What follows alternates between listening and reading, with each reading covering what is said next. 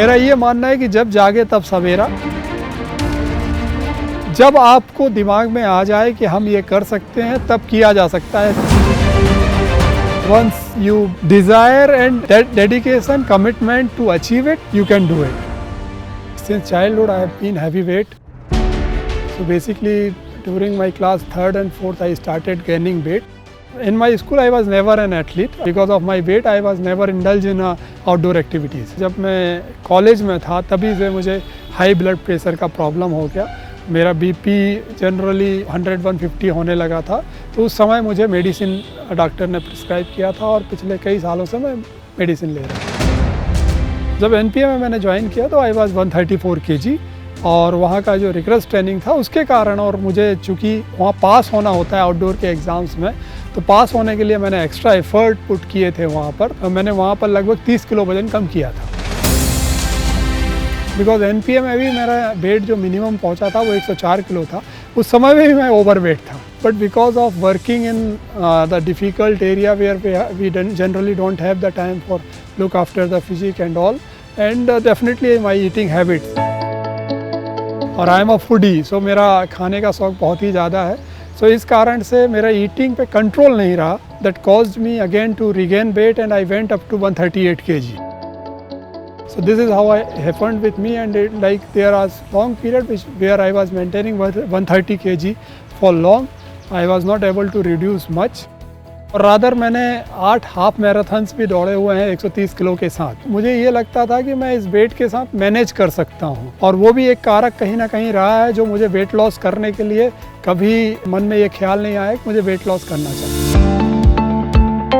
झारखंड पे एक असाइनमेंट में गया था इलेक्शन के समय, तो वहाँ पर मैंने मॉर्निंग वॉक करना शुरू की। जब रिजल्ट आने लगे, मेरा वेट लॉस होने लगा, तो उसने मुझे और मोटिवेट किया। उसके कारण मैं ग्रेजुअली और ज़्यादा वॉक करने लगा।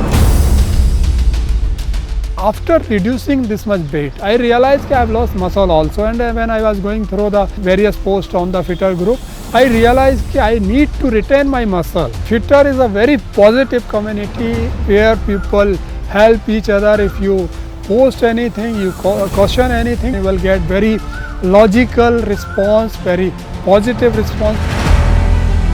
जैसे ही वजन कम हुआ, I started losing weight. I started gaining knowledge about body structure and importance of protein, understanding the BMR, EDE, and obviously how to maintain your muscle, how to reduce your fat percent. Those all are very important aspect and very important factor in a day-to-day life, which needed to be incorporated by everybody who is looking for a fitter future.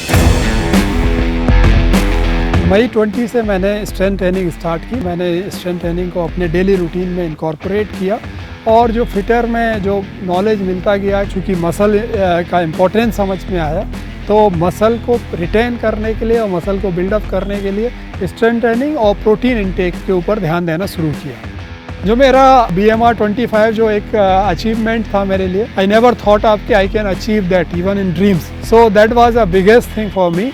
और 94 पहुंच के मुझे मतलब जो खुशी होती है proper, वो बहुत ज़्यादा हुई। जब मेरा वजन कम हुआ और मेरा बीपी नॉर्मल हो गया, जो ब्लड प्रेशर मुझे हाइपरटेंशन के लिए मेडिसिन लेनी पड़ती थी वो ख़त्म हो गई, तो मेरे हार्ट को अब कम से कम पंप करना पड़ रहा है। So that is like quite good for me. My aim is to maintain it, like strengthen my body, increase the muscle percentage and reduce fat percentage a bit further. So that is my goal. I will just request everybody to look for themselves, give some time to themselves every day. They should look after their health. So one can start any time in their life, and it's never late to start anything.